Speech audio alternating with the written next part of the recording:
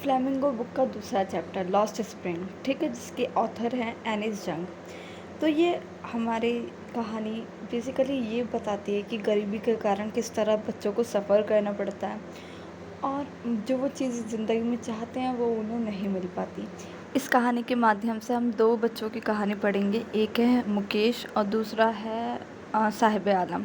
पहले हम साहिब आलम की कहानी पे चलते हैं। कभी कभार ना मुझे 1 रुपया भी मिल जाता है गार्बेज में, तो तुम ये क्यों करते हो, हमारी औरत साहिब आलम से पूछती है। तो साहिब बताता है कि हमारे पड़ोस में जो गार्बेज डंप है ना, तो वहाँ हम सुबह सुबह चले जाते हैं। फिर साहिब ये कहता है कि हम पहले ढाका में रहते थे, जो कि बांग्लादेश है। वहाँ स्टॉर्म के कारण हम इस बिग सिटी में आ गए थे गोल्ड की तलाश में, और मेरे पास ज़्यादा मेमोरी अपने पुराने घर की है नहीं। मेरी मम्मी इतना ही बताती हैं। यहाँ सोने से मतलब है रैग पिकिंग का काम करना, ठीक है। सोना इसलिए कह रहे हैं क्योंकि इन लोगों को अपनी ज़रूरियात की चीज़ें मिल जाती हैं। फिर हमारी ऑथर साहिब से पूछते हैं, तुम स्कूल क्यों नहीं जाते भाई? तो साहिब बताता है कि हमारे यहाँ स्कूल नहीं है, जब होगा तो फिर आई विल गो, मैं ज़रूर जाऊँगा। तो फिर क्या कहते हैं हमारी ऑथर कहती हैं, अगर मैं स्कूल बना दूँ, मैं स्टार्ट करूँ स्कूल, तो तुम आओगे? तो वो काफ़ी साहिब हमारे काफ़ी एक्साइटेड वे में कहता है और स्माइल करते हुए, हाँ मैं ज़रूर आऊँगा। तो कुछ दिनों बाद जब साहिब आलम मुझे देखते तो मेरी तरफ काफ़ी तेज़ी में भागता हुआ आता है और पूछता है मुझसे कि यार तुम्हारा स्कूल तैयार हो गया। काफ़ी एम्बैरेसिंग हो के मुझे ये कहना पड़ता है कि स्कूल बनने में टाइम लगता है, ठीक है। तो क्योंकि जो इनसे प्रॉमिसेस किए जाते हैं वो कभी पूरे तो होते नहीं हैं, उसका कोई मतलब नहीं होता, ठीक है।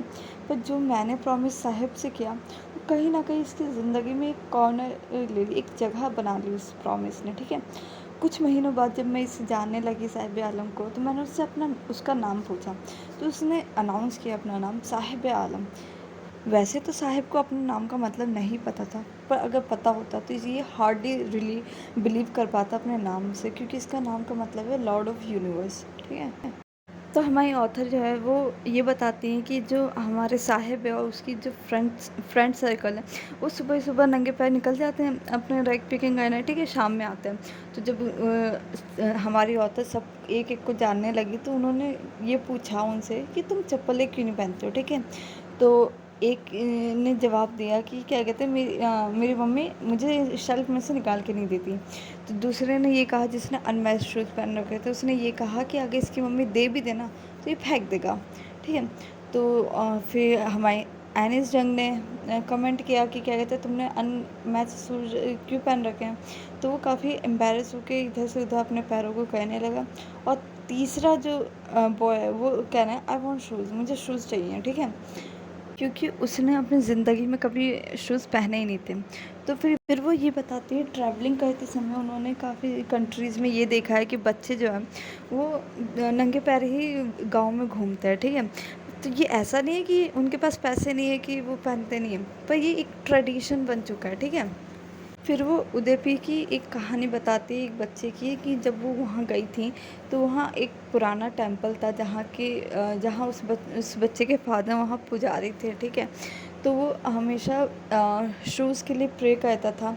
और फिर वो ये बताती, जब 30 ईयर लेटर वो दोबारा वहाँ विज़िट करने गई, तो काफ़ी कुछ चेंज हो चुका था, ठीक है। फिर कुछ चेंज हो जाता है, नए पंडित भी आ जाते हैं। फिर वो ये बताते हैं, यंग बॉय ना ड्रेसअप होकर अपनी स्कूल की यूनिफॉर्म एकदम पहन के, शूज़ वगैरह पहन के, अब वो प्रे कर रहा होता है। तो उसे उस बच्चे की याद आती है जो 30 ईयर बिफोर प्रे करता है। तो ये कहते हैं फाइनली उसके पास अब शूज़ होंगे और अब वो शूज़ पहन रहा होगा, ठीक है। पर बहुत से ऐसे बच्चे हैं जो रैग पिकर्स हैं, जो मेरे नेबर में अभी भी शूलेस हैं।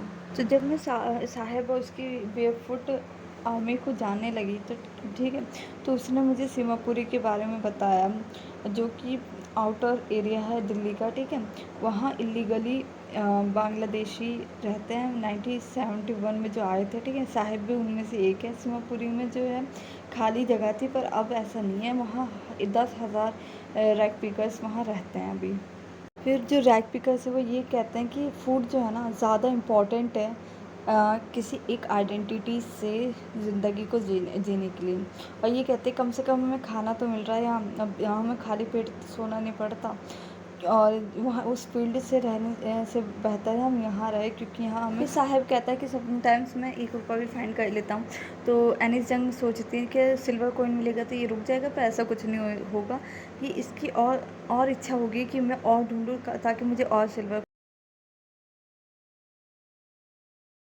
गार्बेज गार्बेज ही अलग मीनिंग है, बच्चों के लिए ये एक रैप ऑफ वंडरिंग है, पर बड़ों के लिए ये सर्वाइवल है, ठीक है। और फिर एनी जंग ये बताते हैं कि हमारे नेबर में जो क्लब है उसमें फैंसी गेट है, वहाँ साहिब आलम जो है, एक विंटर मॉर्निंग में उसे देखती हूँ कि वो वहाँ खड़ा होता है और जो वहाँ टेनिस प्लेयर है ना उसे देख रहा होता है, और फिर वो ये कहता है कि ये गेम मुझे पसंद है।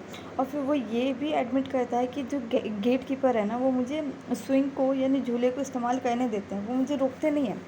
और उसने शूज़ भी पहन रखे होते हैं टेनिस के, जो कि इसके डिसकलर कपड़ों से अनमैच कर रहे होते हैं। और फिर वो ये मतलब एक्सप्लेन करता है कि किसी अमीर बच्चे ने मुझे ये शूज़ दे दिए बिकॉज ऑफ द होल, ठीक है, एक छेद की वजह से उसने रिफ्यूज़ कर दिया और मैंने ये पहन लिया। तो एनी टाइम ये सोचती हैं कि अगर जिसने शूज़ नहीं पहने और वो अब शूज़ पहन रहा है तो ये ड्रीम तो कम ट्रू हो गया ये ड्रीम, ठीक है। पर टेनिस ये जो देख रहा है वो आउट ऑफ हिज रीच है। तो फिर हमारे एनिस जंग ये बताते हैं कि एक मॉर्निंग साहिब को वो मिल्क बूथ पे देखते हैं, ठीक है, जहाँ उसके हाथ में स्टील कनस्तर होता है, ठीक है, और वो टी स्टॉल पे काम कर रहा होता है और उसे 800 रुपये भी मिलते हैं विद मील, ठीक है। तो एनिस जंग जो होती है वो पूछती है कि तुम्हें ये जॉब पसंद है, तो उसके चेहरे से ना केयर फ्री लुक जो होता है वो एकदम खो चुका होता है, ठीक है। स्टील कनस्तर जो होता है ज़्यादा हैवी होता है उसके प्लास्टिक बैग से, जो उसका प्लास्टिक बैग होता है ना तो वो आसानी से वो अपने शोल्डर पे कैरी कर लेता है। पर फिर एनिस जंग ये बताते हैं कि साहिब पहले खुद का मालिक था, पर अब ऐसा नहीं है, अब वो अपना खुद का मालिक नहीं है।